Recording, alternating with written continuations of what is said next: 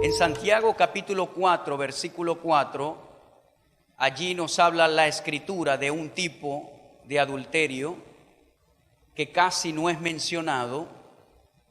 Y Santiago viene hablando de los placeres y de aquellos que se inclinan siempre en satisfacer sus concupiscencias.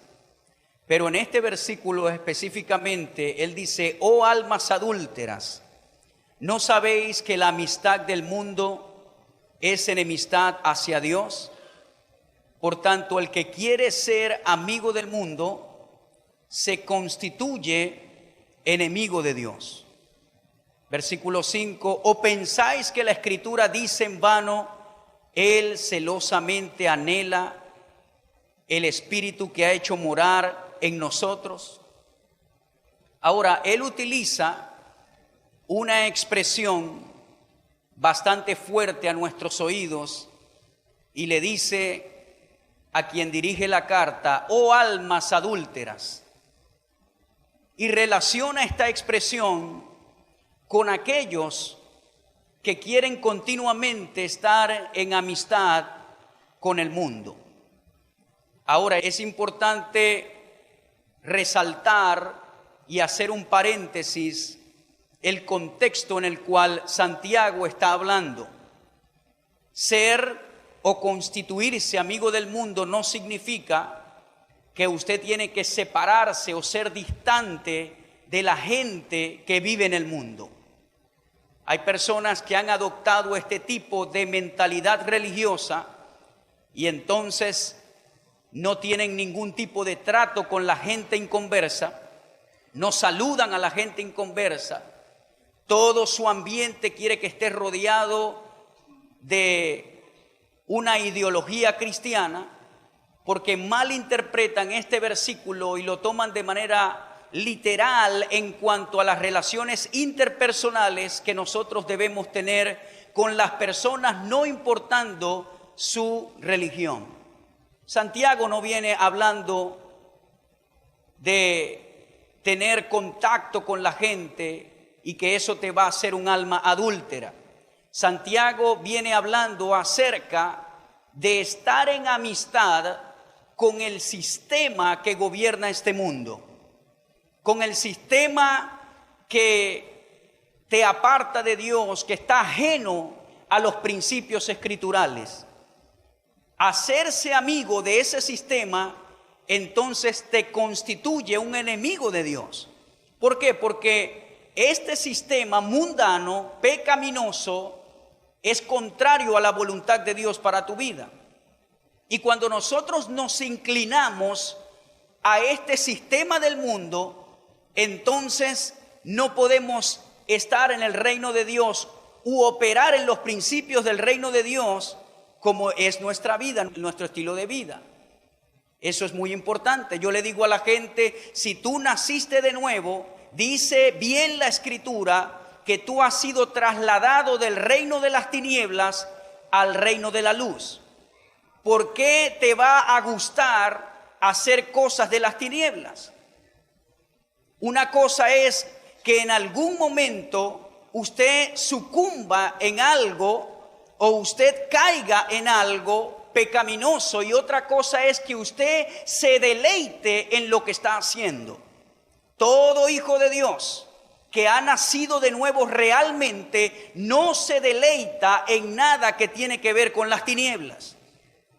Aunque en algún momento pueda sucumbir o pueda fallar o pueda debilitarse, pero inmediatamente el Espíritu Santo comienza a redarguirte y a decirte: lo que hiciste estuvo mal, arrepiéntete y sigue adelante. Esa vocecita que usted siente allí adentro, esa incomodidad cuando fallamos, es el nuevo nacimiento, la naturaleza de Dios, la voz del Espíritu Santo corrigiéndote. Pero tú no te alegras si te deleitas. Si tú te alegras y te deleitas en el pecado, entonces hay algo equivocado que tienes que corregir. Y de esto es que está hablando Santiago. De una misma fuente podemos decir esto, aunque Santiago lo aplica con la lengua, pero de una misma fuente no puede salir agua dulce y agua salada. Tú no puedes estar en la luz un día y en las tinieblas otro día. O perteneces a la luz o perteneces a las tinieblas. Tú no puedes ser tibio, o eres frío o eres caliente. Y esto es un tipo de adulterio espiritual. Creyentes que continuamente están inclinados a vivir conforme al sistema de este mundo. Déjeme decirle algo, ser hijo de Dios no consiste solamente en seguir una liturgia o en sencillamente ir de vez en cuando a la iglesia los domingos. Ser hijo de Dios es un estilo de vida, es vivir un estilo de vida. Cuando la gente me ve, cuando la gente no me ve, yo sigo siendo el mismo porque mi estilo de vida me lo demanda. Entonces cuando me ven me porto bien, cuando nadie me ve, entonces me deleito en el pecado. Usted tiene que desarrollar y amar el estilo de vida de Dios. Yo no sigo a Dios y no sigo su estilo de vida y no le sirvo por obligación o por temor. Yo lo hago porque mi misma naturaleza me pide que yo haga estas cosas. Yo no vengo a la iglesia por obligación, yo no oro por obligación, yo no estudio la palabra porque si no la estudio Dios se va a enojar conmigo. No, yo estudio la palabra porque me deleito en el estudio de su palabra. Yo oro porque orar significa comunicarse con Dios y cuando yo me comunico con Él, entonces yo me deleito en esto. Usted no debe orar porque entonces si no ora se va a descarriar o se va a enfriar como dicen muchos. Voy a orar, hermano, porque si no oro me voy a enfriar. No, motivo equivocado. Tú debes acercarte al Señor porque le amas. No porque voy a recibir un beneficio, porque le amas. Pero entonces cuando te acercas a Él, automáticamente vas a recibir de Él. Entonces nosotros como hijos de Dios debemos ser fieles al matrimonio que tenemos con Jesús. Debemos ser fieles al pacto que hicimos con Él cuando le recibimos como Señor y Salvador. ¿Van a venir dificultades, pruebas, tentaciones? Claro que sí. ¿Vas a cometer fallas? Claro que sí. Pero en el momento que cometas la falla, arrepiéntete, clama la sangre de Cristo y trata de renovar esa área en tu mente y sigue adelante. Pero tú no puedes estar hoy en el espíritu y mañana en la carne. Tú no puedes amar hoy la luz y mañana amas a las tinieblas. Ahora, hablando de asociaciones y relaciones, tus asociaciones y relaciones marcarán tus gustos.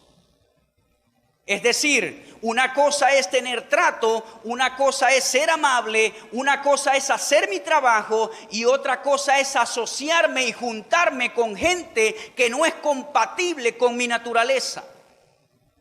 Usted nunca me va a ver a mí bonchando con gente que no es con mi naturaleza, porque mi naturaleza lo desecha. ¿Me escucha? No porque uno es malo, no porque uno se cree más espiritual, sino que tu misma naturaleza desecha esas cosas, desecha esas amistades que no te convienen. Entonces, el primer tipo de adulterio que hay es el espiritual. El segundo ya lo hemos desarrollado en las otras enseñanzas y es el adulterio en el corazón. En Mateo capítulo 5 versículo 28, el Señor lleva algunos pecados físicos que están en la Torá, como el homicidio, como el adulterio, y lo lleva a un nivel superior para catalogarlo como pecado, y el adulterio es uno de ellos. Y dice el versículo 28, pero yo os digo que todo el que mire a una mujer para codiciarla ya cometió adulterio con ella en el corazón. En la Torá decía que el que comete adulterio, o en la ley principal de las tablas, no cometerás adulterio, no codiciarás a la mujer de tu prójimo. Y la pena era pena de muerte para los dos. Pero el Señor lleva este pecado a un nivel más profundo y es el nivel del corazón, no un nivel físico. Tú puedes ser que a nivel físico no has cometido adulterio, pero en el corazón constantemente estás adulterando porque hay pensamientos morbosos en tu corazón continuamente hacia las mujeres. Y esto ya se ha convertido, como hablamos el domingo pasado, en una atadura que tiene que romperse. Todo bien, no has llegado al acto sexual, no has sido infiel a tu pareja físicamente, pero en el corazón continuamente hay adulterio. Y eso te ha llevado a otras prácticas que ya hemos discutido acá, como por ejemplo la pornografía. Dios colocó el gusto mutuo entre un hombre y una mujer, eso no es pecado. Dios colocó el amor erótico en el hombre y en la mujer, eso no es pecado, porque de otra manera no estuviésemos aquí. Dios lo creó, lo puso en el hombre, pero cuando ya lo de Dios se corrompe y se pervierte y se hace inmoral, entonces allí se convierte en un pecado. Y eso hay que corregirlo, hay que solucionarlo. Esa codicia, esa concupiscencia, esa obra de la carne que está dominando tu alma, que está dominando tu vida, la palabra de Dios puede renovarte, puede limpiarte. La mayoría de los hijos de Dios, cuando tienen un pecado en específico, el que siempre se lleva la culpa es el diablo. Hermano, el diablo me tentó y caí en adulterio. El diablo todo. Ay, le grité a mi esposa, el diablo sí es malo. Me airé hoy, el diablo sí es malo. Peleé hoy, el diablo sí es malo. Hay que reprender al diablo. No, al que hay que reprender es a ti. Porque déjeme decirle, el 80% del pecado es un área no renovada y no es culpa del diablo. ¿Me entiende? Y la mayoría de las veces, por no reconocer que tenemos esa falta, entonces somos ciegos a ella y no la renovamos en nuestra alma. Entonces, el adulterio en el corazón es el segundo tipo. Hay que corregir, hay que limpiar el corazón. Como decíamos el domingo pasado, hay que hacer un pacto con nuestra mirada, con nuestros ojos. Hay que hacer un pacto. Hay que hacerse ciego viendo. Y usted se va disciplinando, usted va dando pasos para la libertad. Pero si usted siempre se presta a hacer lo malo inmediatamente, no va a salir de la ligadura. El otro tipo de adulterio es el común, el que conocemos como la consumación física del adulterio. Es cuando se viola el pacto matrimonial físicamente con una persona que no es tu cónyuge. Hebreos 13:4 dice: honren el matrimonio y los casados manténganse fieles el uno al otro. Con toda seguridad Dios juzgará a los que cometen inmoralidades sexuales y a los que cometen adulterio. El adulterio desvirtúa el diseño de Dios para tu familia. El adulterio separa familias, destruye a los hijos, destruye a las personas, a la familia. Es terrible lo que puede causar el adulterio. Y lo que vamos a hablar hoy ya va a tocar a niveles ministeriales, y allí es cuando la tristeza se expande en una comunidad cristiana o en una iglesia. El adulterio, cuando viene a destruir. Y ya hemos discutido en esta serie las diferentes razones por las cuales el adulterio puede entrar. Pero no importando las causas, cuando viene la consecuencia del adulterio es devastadora. Muchas veces usted ha pensado en divorciarse. Muchas veces usted ha pensado en adulterar. Pero hay algo que es la naturaleza de Dios que le dice: no lo hagas. Tus hijos van a sufrir. ¿Cómo va a quedar tu esposa, tu esposo? Toda la familia es dividida. ¿Cómo va a quedar tu trabajo? Y todas esas cosas. Ahora déjeme decirle algo. Dios, no es el tema, pero voy a decir este punto y salto al adulterio en el ministerio por el tiempo que tenemos. Pero Dios en la Biblia otorgó carta de divorcio a Moisés para el pueblo. Es decir, la Biblia habla del divorcio, y no como algo no permitido, sino otorgado por Dios por causa de la dureza del corazón del hombre. Yo, cuando tengo que aconsejar un caso difícil, nunca tomo como primera opción un divorcio, lo dejo de último. Y le digo a las parejas que están entrando en el matrimonio que coloquen esa opción de último. Porque si la colocan de primero, siempre vas a tener esa opción allí de primero y la vas a agarrar inmediatamente.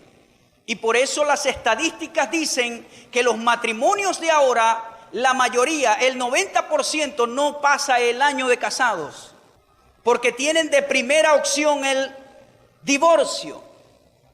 Entonces colócalo de último y eso te va a ayudar muchísimo. Y le aconsejo a algunas personas que ameritan una separación de cuerpos, sepárense, a ver si las aguas se calman, para que tengan tiempo de meditar, de corregir. Porque hay parejas que ameritan una separación. Y uno como pastor debe saber discernir esos casos. Tú como pastor no puedes cerrarte y ser obtuso y decir, no, lo que Dios junte no lo separe nadie. Pero un momento, Dios no lo está separando. Son estos dos que no se quieren poner de acuerdo y se van a matar si no se separan. Y alguien cuerdo tiene que decirle, hey, sepárense porque se van a matar aquí. Estos muchachos se van a levantar con traumas psicológicos por tanto pleito y tantos cuchillos que sacan y se tiran platos y vasos. Estos muchachos van a sufrir. Alguien cuerdo tiene que dar ese consejo. Pero a veces nosotros nos encajonamos en lo religioso y decimos, no, Dios te unió, nadie te separe. Pero si no cambias, entonces va a venir el desastre. Y hay casos donde se viola el pacto matrimonial y ocurre un divorcio. Si alguien me llega y me dice, pastor, mi esposo me golpea todos los días y me dicen que no, que tengo que quedarme allí porque lo que Dios unió no lo separa el hombre, ¿qué le dice usted? Aguante, hermana, ore por él, aguante los golpes, tranquilita allí. No, yo tengo que decirle, huya porque la va a matar. Pastor, no dé un consejo de divorcio. Bueno, tú, cásate tú para que te golpeen todos los días para que veas lo sabroso que es. Es muy fácil dar un consejo desde afuera. Entonces, en este tipo de temas tenemos que ser sabios. Recuerdo un hombre que estaba yendo a una iglesia hace años. Un delincuente entró en su casa en la madrugada y el hombre tenía un arma, el dueño, él tenía un negocio en su casa. Y cuando escuchó los pasos en el techo, para asustar al delincuente, el hombre sacó el arma, hizo un tiro al aire, un disparo, y casualidad que el delincuente se murió, lo mató sin querer. Eso me consta. La esposa pidió un consejo a los sabios. ¿Qué hago? ¿Qué hacemos? Y el consejero le dijo, tranquilo, quédese ahí, el ángel de Jehová acampará alrededor de ustedes, la protección de Dios, tranquila. Salió aplazado ese consejo. ¿Qué le hubiese dicho el pastor Harvey? A la hora yo estuviera en otro país ya. Porque tenemos que tener sentido común. A menos que Dios te dé una palabra específica a ti, no a mí, a ti. Y te diga, quédate, tu fe te va a sostener, nada malo te va a pasar. Ya eso es otra voz. A los 3 meses llamaron al hermano que atendía el negocio. Véndame un refresco y 1 kilo de carne. A lo que venía, pum, pum, pum, pum, el sicario lo dejó allí. No seamos tontos, pensemos bien, demos buenos consejos. ¿Cuántos me escuchan? No dejemos que la religión nos ciegue. Entramos en el punto del adulterio en el ministerio. Eclesiastés 10:1 dice, las moscas muertas hacen heder y dar mal olor al perfume del perfumista. Así una pequeña locura al que es estimado como sabio y honorable. Lo que venimos hablando en las otras enseñanzas. El enemigo no necesita mucho terreno, un poquitico. Dice que las moscas muertas hacen heder y dar mal olor al perfume del perfumista. Así una pequeña locura, no dice una gran locura, una pequeña locura al que es estimado como sabio y honorable.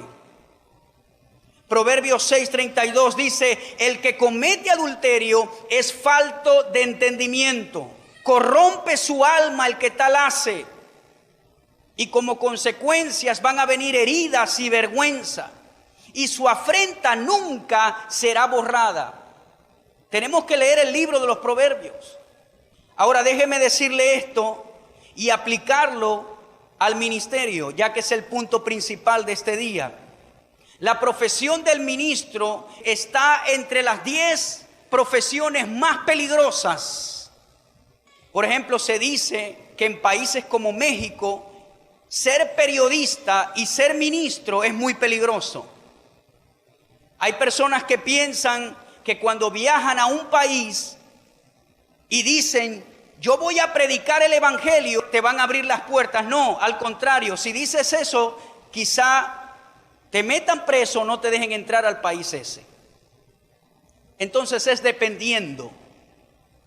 Pero hablándolo no en un sentido físico, sino en un sentido emocional y espiritual, ser un ministro de Dios está entre las profesiones más peligrosas que se encuentran.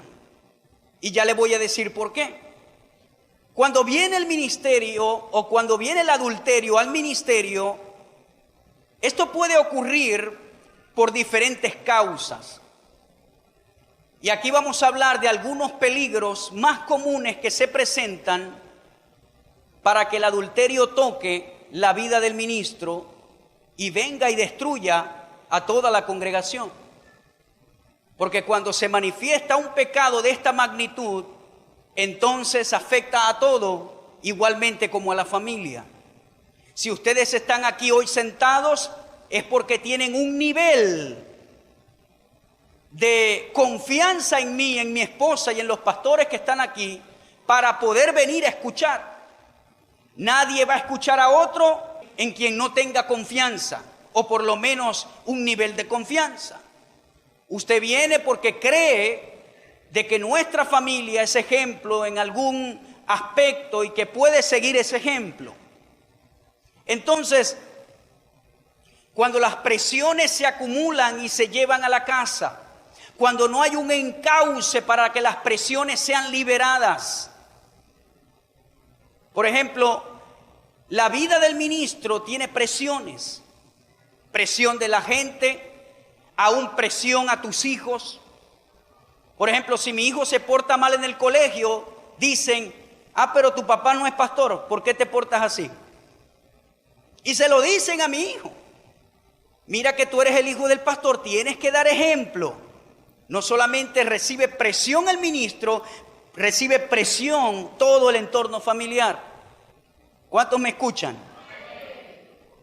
Pero usted debe saber, y ya vamos a hacer un balance, pero usted debe saber que tanto los pastores como su familia seguimos siendo humanos y nos podemos equivocar en algún momento. Yo no puedo dar aquí una imagen de superhéroe, que no me equivoco, o que mis hijos son perfectos. No, yo los regaño, hay momentos difíciles, como todos ustedes. Pero entonces la presión de la perfección siempre está en la vida del ministro, especialmente del que es llamado al pastorado, que tiene una feligresía continua todo el tiempo. Porque hay otros ministerios que, aunque son también blancos del enemigo porque le hacen daño a las tinieblas, no tratan tanto con gente como el ministerio pastoral. Ve, el que enseña la palabra de Dios o el que viaja enseñando, lleva su portafolio, llega, enseña, no se relaciona necesariamente con gente, ministra la palabra de Dios, Dios hace lo que va a hacer, agarra su portafolio y se va. Pero el pastor no. El pastor tiene que todo el tiempo estar en contacto con la gente. Y ese contacto muchas veces está lleno de presiones, de estereotipos que tú tienes que cumplir según su mentalidad. Trata con diferentes tipos de caracteres. Hoy te quieren, mañana te quieren, hoy eres su pastor, mañana no. Hoy se ríen contigo, mañana no se ríen contigo. Hoy llegan serios, hoy levantan las manos y dicen aleluya. Al otro día se sientan raros por allá. Y el pastor tiene que lidiar con todo eso y no permitir llevarse a casa esas presiones. Invierte tiempo en el liderazgo, invierte en esto. De repente aquello pasa y surge. Hay muchas presiones que vienen. Pero tú como ministro debes saber encauzar esas presiones y que se liberen de tu vida. Reparar, enfocarte en lo que es importante. Lo que no es importante, no enfocarte en ello. Yo le digo a la gente que trabaja aquí con nosotros, los problemas que ustedes solucionenlo, ni me lo digan a mí, a menos que sea algo importante, que ya se salga de su autoridad y de su capacidad y usted lo lance para la parte pastoral. Pero entonces hay pastores que les gusta saber todo lo que pasa en la iglesia. Cuéntenmelo todo, porque les gusta tener el control de todo. Pero lo que no saben ellos es que al tú tener el control de todo el peso te cae encima a ti. Usted ve, allí está la radio. Yo en la radio casi ni me meto, a menos que quiera hacer un cambio repentino, pero casi ni me meto en eso. Porque yo confío en mi líder, ella sabe sus límites, su responsabilidad. Cuando algo se sale de lo normal, entonces ella me notifica. Pero entonces hay pastores que todo lo quieren solucionar ellos. Quieren tener las narices en todo lo que pasa en la iglesia y eso te va a pasar factura tarde o temprano. Y esto que estoy hablando funciona en el liderazgo corporativo, empresarial, político, educativo, deportivo, en todo. Cuando tú eres el que hace todo el tiempo, entonces va a llegar un momento que las presiones te van a asfixiar. Entonces el descuido es resultado de estas presiones, número 1. Número 2, cuando el ministerio ocupa el lugar de la familia. Esto es un grave problema. Todo es la iglesia, y la iglesia, y la iglesia, y la iglesia, y eso es importante. Pero nunca el ministerio puede tomar el lugar de tu familia, porque entonces vas a adulterar con el ministerio. ¿Me escuchas? Y todo es iglesia, y todo es iglesia, y todo es iglesia, iglesia, y todo lo que se habla es iglesia. Si usted me invita a almorzar un día después de la iglesia, no me hable tanto de la iglesia, vamos a hablar de otras cosas. Ahora, yo no estoy diciendo que no me hable de la palabra de Dios, ojo. Pero cuando yo me siente en la mesa, no me diga, ay, viste fulanito de tal, el problemón que formó, y viste aquel, no, porque yo quiero comer en paz. ¿Me escucha? Y eso es importante entenderlo para tu salud como ministro y como pastor. Entonces, nunca permitas que el ministerio ocupe el lugar de la familia. Recuerdo un día que fui a una iglesia y el Señor trajo una palabra así para el pastor que me invitó y me dijo, el Señor te dice que agarres a tu familia y te vayas de vacaciones. Y él estaba como apenado y miraba a la gente de la iglesia. Y yo, bueno, Señor. Pero hay pastores que todo el tiempo, los 12 meses del año, están en la iglesia, en la iglesia, en la iglesia, en la iglesia, y no toman un tiempo con su familia. Y eso es perjudicial para tu familia, para tu matrimonio. El ministerio tiene su lugar, pero la familia tiene su lugar. Yo no estoy diciendo que te enfoques en familia, familia, familia y descuides el don y lo que Dios te dio. No, todo es un balance. Ah, bueno, pastor, como usted está hablando de eso, ahora es familia, familia y usted ve cómo hace. No, todo es un balance. Yo le sirvo a Dios, yo tengo tiempo para servirle, para prepararme, para caminar como debo caminar, pero también tengo tiempo para mi familia. Porque entonces si no se corrige esto, los hijos se van a levantar traumatizados y van a decir, papi, yo no quiero nada con la iglesia porque todo es iglesia, iglesia y nunca me sacaste ni a un parque. Todo es predicar, predicar, predicar y nunca tuvimos un tiempo de vacaciones. Amén. Ahora esta enseñanza quizás usted dice, pero hermano, si yo no estoy en el ministerio, ¿para qué me la da? Para madurar a la iglesia. Y número 2, porque esto sale por la radio y muchos los escuchan. Entonces, cuando tu hijo te pida algo, no le digas, no, esto es para la iglesia. Tengo que comprar otra silla, tengo que comprar otro aire, tengo que arreglar el teclado, tengo que pagarle el otro. Y cada vez que tu hijo te pide algo, no, tengo que arreglar la batería, y tengo que arreglar el sonido, y tengo que arreglar lo otro, y tengo que arreglar aquello. Porque él va a relacionar iglesia con algo malo, nunca hay plata. Y los hijos recriminan eso y dicen, papi es pura iglesia, todo es iglesia. Porque ¿sabe qué? Para nosotros tener servicio acá, usted no lo ve, usted ve todo arreglado, pero a veces semanalmente hay que hacer algo aquí y hay que gastar dinero aquí para que vengamos y recibamos la palabra. Pero todo eso hay que gerenciarlo bien y administrarlo bien. La causa número 3 es que el pastor no se puede olvidar que es un creyente. Yo como pastor, yo no puedo decir, yo soy el pastor aquí, llego a la hora que quiero, si quiero adoro al Señor, si quiero me meto en la oficina en la adoración y salgo cuando venga a predicar. No, yo soy un creyente. Tengo que ayunar, tengo que orar, tengo que buscar la comunión con Dios, lucho con las mismas cosas que usted lucha. Tengo que depender de la vid porque soy un pámpano también. Entonces, cuando el pastor se cree una rama especial, es cuando vienen los problemas. No, señor, el pastor sigue siendo una rama que necesita de los nutrientes de la vid. Yo tengo que tener mi devocional, mi comunión con Dios privada, tengo que cuidarme igual, tengo que renovar mi vida igualmente con la palabra, tengo que mantener una dieta espiritual y una disciplina espiritual como cualquier otra persona. Entonces hay pastores que se olvidan de que son creyentes, entonces ahora son ministros. Toda su vida se identifica con ser un ministro. No, señor. Si llegan a un lugar, entonces tienen que sentarlo adelante porque es un ministro, aunque no lo conozcan. No, siéntate atrás. Si te envían para adelante, como dijo Jesús, hazlo.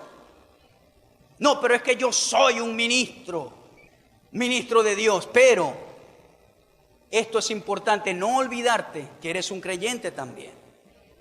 Todo en su sitio, todo en su contexto. Pero cuando digo esta expresión, lo que quiero decir es que tú no puedes olvidarte de la parte que todo creyente debe hacer, y es mantener su comunión con Dios al día. Eso es lo que quiero decir. No estoy descartando que estás llamado y que debe ser respetado, no estoy hablando de eso. Número 4, cuando trabajas en piloto automático, improvisas y ya conoces la liturgia. Es decir, viene el servicio del domingo, no, ya yo conozco muchas enseñanzas, bajo una de internet, no tengo que prepararme, no tengo que orar, no tengo que prepararme espiritualmente, sino que ese día voy a improvisar, ya yo conozco el vocabulario. Yo he escuchado gente que dice, tranquilo que ya yo sé mover la unción de Dios. Ay, hermano, eso es peligroso decir eso. Entonces no trabajes en piloto automático. Prepárate, planifica, evalúa tu comunión con Dios, tu vida espiritual, evalúala. Y número 5, cuando te apoyas en la unción del don y no cultivas la unción como hijo de Dios en tu privacidad. Es decir, cuando yo soy llamado, Dios me da una unción para ministrar, un domata, y me da un carisma, un don, un llamado con un don. Pero tú no puedes apoyarte en esa unción del don y no cultivar la unción como hijo de Dios en tu privacidad. Amén. Si fuiste llamado, hay una unción que Dios te dio. Escúcheme, especialmente uniéndolo con el tema del adulterio. Un ministro puede estar en adulterio y se sanan los enfermos, para que usted sepa. Un ministro puede estar en pecado moral e impone las manos sobre alguien y la unción fluye. ¿Por qué? ¿Quién me responde? ¿Por qué? Porque esa es la unción del domata, del ministerio. Entonces la gente ve todo eso y dice, ¡ay! Pero si él era, un hombre de Dios, qué gran predicador, ¿por qué? La respuesta es porque no se cuidó. Entonces hay gente que ve esas manifestaciones y concluye que es una persona espiritual. Una persona espiritual es alguien que fluye en el fruto del Espíritu, no que manifiesta el don de Dios. Porque el don de Dios es por gracia y Dios te lo dio como ministerio. Entonces tú no te puedes apoyar en esa unción y descuidar tu unción de creyente. Porque la unción de creyente, escuche lo que le voy a decir, lo que te va a proteger de las tinieblas no es la unción del llamado, es la unción que cultivas como creyente. Porque la unción que cultivas como creyente no viene sobre ti de repente, sino que es continua y es la que te fortalece contra los ataques de las tinieblas. Entonces tú como ministro no te puedes apoyar siempre en la unción ministerial. Bueno, Señor, estoy adulterando, tengo otra mujer por allí, sigo predicando bien, la unción se manifiesta, los enfermos se siguen sanando. Esto sí es chévere. Ay, ay, ay. Va a llegar el día que serás prendido por tu pecado, como hablamos el domingo pasado. Siempre hay una fecha tope para eso. Te descubren, te vieron, entonces allí es cuando vienen las lágrimas de sangre. Déjeme decirle algo. Cuando tienes una unción ministerial y no cultivas tu unción como creyente y estás en un pecado, ejemplo, como el adulterio, Dios te sigue usando, pero la llamita se va bajando lentamente. Es decir, la unción de creyente cuando no se cultiva, entonces viene y esa situación se deja ver en tu unción ministerial y ya no solamente te arropa a ti, sino que los demás comienzan a notarlo también.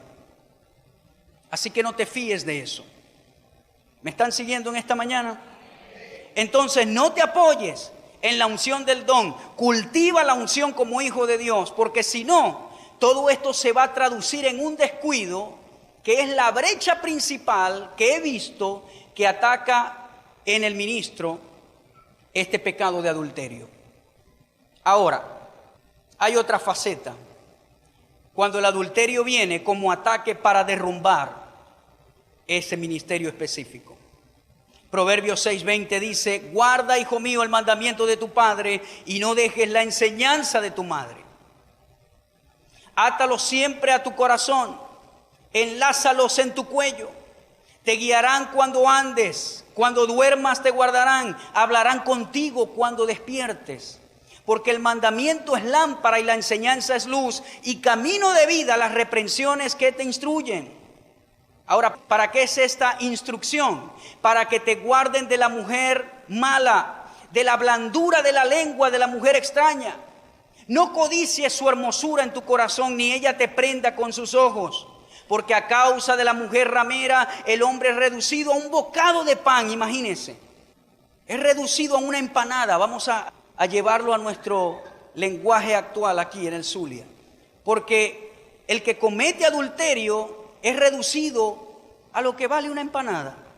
Y la mujer caza la preciosa alma del varón. ¿Tomará el hombre fuego en su seno sin que sus vestidos ardan? ¿Andará el hombre sobre brasas sin que sus pies se quemen? La segunda manera como el adulterio puede tocar a un ministro es cuando viene como un ataque directo de las tinieblas. Es decir, el primero, el más común, es por causa del descuido del mismo ministro. Pero la segunda no la podemos descartar, y es que cuando el enemigo ve un ministerio productivo, él va a buscar una de las armas más comunes que han destruido a muchos ministros en el tiempo, y es el adulterio. Ve a ese ministro productivo, haciendo muchas cosas para Dios, animado, no lo puede atacar por la familia, no lo puede atacar por acá, no lo puede atacar por allá, pero entonces viene con el arma del adulterio. Y entonces allí es cuando vienen las consecuencias. Yo he visto gigantes caer, yo he visto iglesias que ha pasado un huracán por allí y han quedado vacías por el adulterio. Y quizá usted dice: hermano, ¿por qué a los ministros que les pasa lo del adulterio ya no siguen de manera igual? Y es porque el adulterio es una afrenta que no se borra. La gente perdona fácil otros pecados, robar, porque hay pecados del corazón también. ¿Qué es más pecado? ¿El adulterio o el chisme? ¿Quién me responde? ¿Qué es más pecado delante de Dios? ¿Ah? Los dos son iguales. ¿Qué es más pecado, robar o adulterar? Los dos son iguales. ¿Cuál es la diferencia? Que cada pecado específico tiene consecuencias diferentes. No se trata del nivel de pecado, se trata de las consecuencias diferentes. Entonces, una de las consecuencias del adulterio es que termina con tu integridad. La quita inmediatamente. El piso del ministerio, que es la integridad, acaba con él. Y entonces es difícil volver a arrancar con la misma imagen que tenías antes y el mismo auge, porque ya el piso hay que volverlo a construir. La imagen, la integridad. Dios te limpió, Dios te restauró, pero entonces ahora tienes que comenzar a edificar lo que te costó años de trabajo. Por eso es que hay que pensar bien cuando vayas a adulterar. Hay que pensarlo muchas veces. Primero porque es pecado y segundo por las consecuencias que trae. Pero el enemigo va a tratar de cazar. Y entonces allí es cuando el ministro tiene que hacer cercos para protegerse contra el adulterio.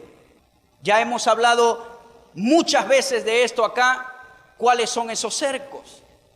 Pero el enemigo va a tratar de cazar tu alma. Mire, lo que a veces a uno le cuesta años, en un día se puede derrumbar. En un día se puede derrumbar. Yo he conocido hombres que han estado en la cima de su ministerio y han caído en esto, hermano, en el momento más crucial de su ministerio, porque no se cuidaron, porque no tuvieron cuidado. Entonces, todos los pastores, ministros que me escuchan, hay que hacer cercos para protegerse, porque el enemigo puede usar esta arma en contra de tu vida. Hay feligreses que pueden venir a la iglesia específicamente a destruir al ministro de esa iglesia. Yo creo en esas cosas. Que el enemigo puede enviar a alguien específicamente con una asignación. No tiene que ser mujer a hombre. Hay mujeres que son ministros de Dios y puede ocurrir de esa manera. Puede enviar a un hombre para destruirte. Y tú tienes que tener los ojos abiertos. Porque él va a enviar al tipo que te gusta. Recuerda esto, el enemigo nunca te va a tentar con algo que a ti no te gusta. El enemigo te va a tentar con una mujer que es tu tipo, que te gusta, que te atrae. El enemigo nunca te va a tentar con un hombre que no es tu tipo. Va a tentarte con lo que te gusta, porque si no te gusta, entonces no es una tentación, porque no te agrada, no te atrae. Ve, el enemigo a mí no me va a tentar con una cerveza, porque no es mi tipo, no es mi cosa, no fue mi atadura o no es mi atadura. Sin embargo, nunca lo puedo descuidar. Pero hay gente que el alcohol es su atadura o fue su atadura y entonces te puede atar o te puede tentar con eso que te gusta.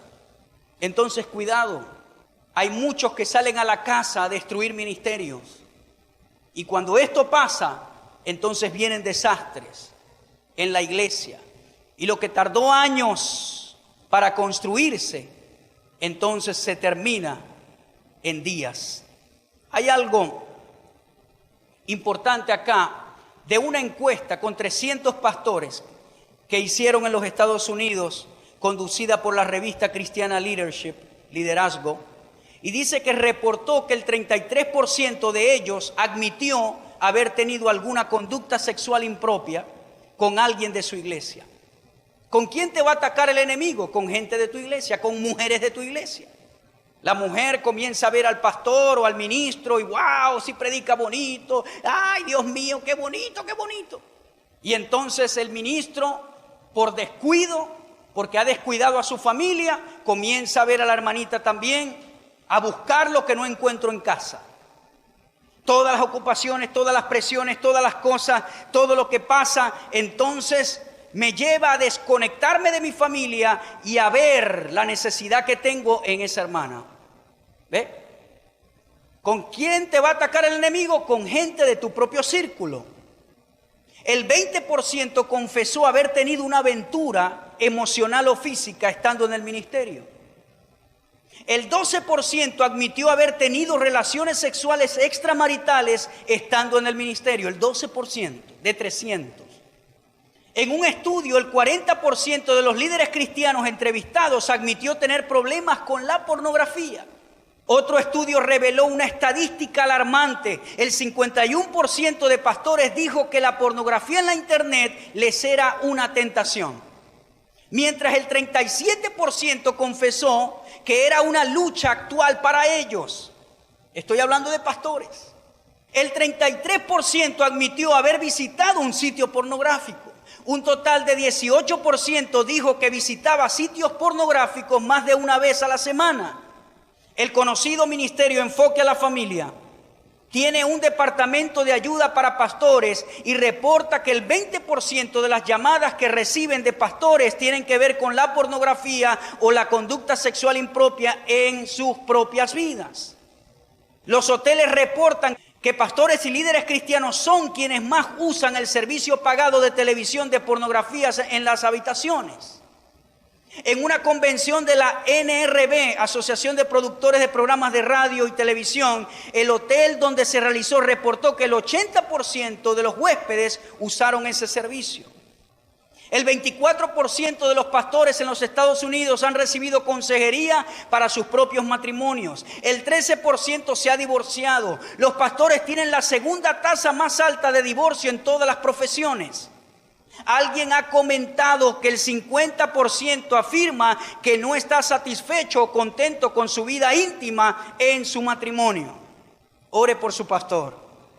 Ore por sus pastores. La sangre de Cristo nos guardará, nos cubrirá. No nos tocará el adulterio, no nos tocará el divorcio. Creo que el Señor es el escudo alrededor de nosotros y su gloria siempre levantará nuestra cabeza. Pero hay que tener cuidado, porque el enemigo entra sutilmente, y todas estas luchas vienen como consecuencia del descuido espiritual muchas veces, del mismo ataque del enemigo, y no hay que subestimarlo. Viene como ataque, viene a cazar el alma de ese pastor que está siendo productivo. Por eso es que el ministerio debe hacerse mutuamente. Las esposas que están aquí que tienen ministros, esposos, o viceversa. La carga no es de uno solo, es mutua. Tienen que vigilarse espiritualmente mutuamente, alentarse mutuamente, no descuidarse, no traer más presión, sino liberar más presión. Y eso te va a mantener saludable. Cultivar tu comunión con Dios, fortalecer tus lazos familiares. No tener una carencia de intimidad sexual en tu matrimonio, como hablábamos hace 2 semanas atrás. El ministerio, y tienes meses que no tienes intimidad sexual con tu esposa. Pero eso es producto de otros problemas que han salido a la superficie. Y entonces viene el ataque de las tinieblas con una feligrés de tu congregación. Y eso le ha costado al ministerio la credibilidad, la integridad a muchos. Les ha costado levantarse. Hay hombres de Dios que fueron usados para llenar estadios y terminaron muy mal por el adulterio. Y muchas veces estas cosas se manifiestan por el resultado de un cúmulo de cosas que no son tratadas a tiempo. Y entonces viene el enemigo a destruir. Termino diciendo esto. Hay una tercera fase del adulterio en el ministro, y es cuando el ministro está atado con el adulterio y se aprovecha de la vulnerabilidad de sus creyentes. Ya esto es un adulterio intencional, y no porque el enemigo te casó y no porque fue un descuido. Ya el mismo ministro sabe lo que está haciendo, sabe la autoridad que tiene, sabe la capacidad de influencia que tiene y sabe que él puede utilizar eso para controlar alguna feligrés y para satisfacer su pecado. Ya él está atado y su mente está cauterizada. Yo he conocido casos de pastores, y con esto yo no quiero que esto suene como que estoy flagelando, que estoy desprestigiando a mis consiervos. No, Señor, lo estoy hablando porque la iglesia debe madurar y la gente debe aprender. Pastores que les gusta aconsejar a mujeres a solas en su oficina y de repente le dan una palabra de Dios. Eso yo lo he escuchado. El Señor me dice que dances pero desnuda.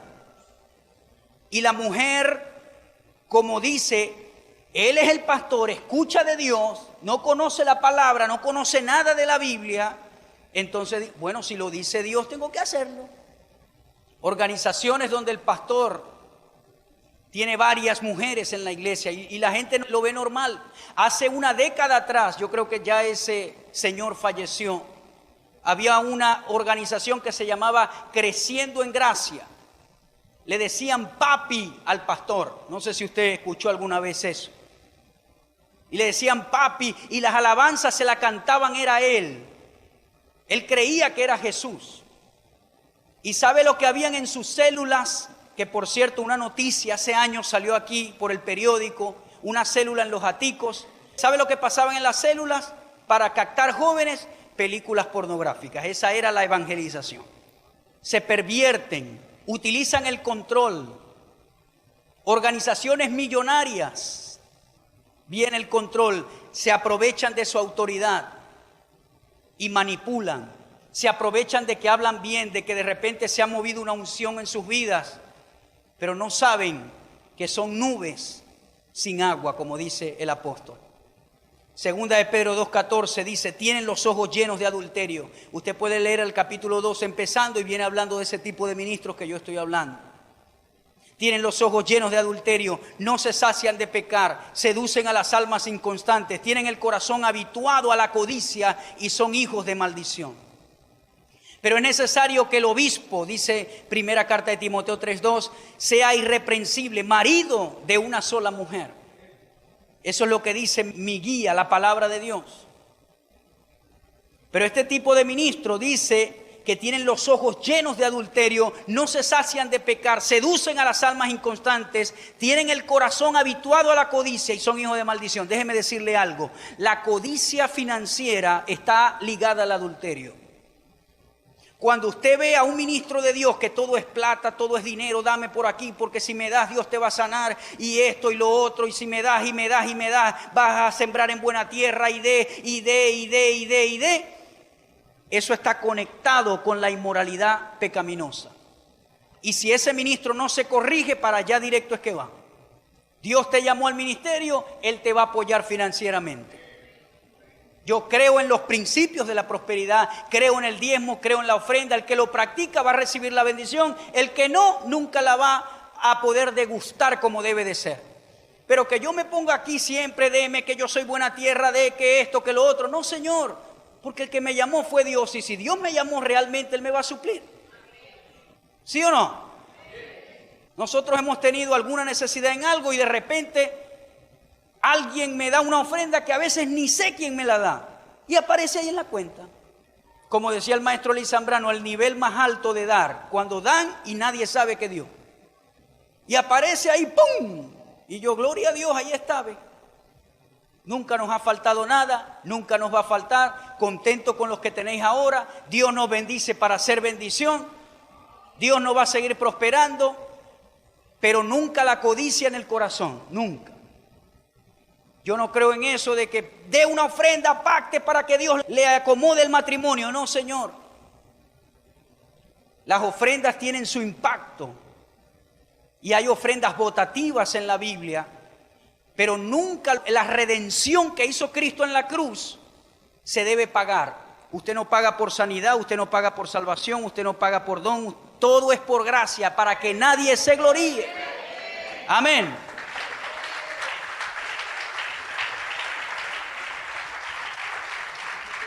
Entonces cuando usted escuche a alguien, queda un minuto, se va a cerrar el portal, queda un minuto, si no da en ese minuto, ¡ay Dios mío! Va a seguir comiendo. Usted no ha visto eso. Queda un minuto para que se cierre el portal. Y la gente, ¡ay, si se me cierra el portal, ese hombre no va a dejar de beber! No, necesitas a Cristo. Necesita que tú ores por Él. Ahora, cuando usted vaya a ofrendar, hágalo con amor, con alegría, con contentamiento y porque sabe lo que está haciendo. No por presión. Póngase de pie en esta mañana.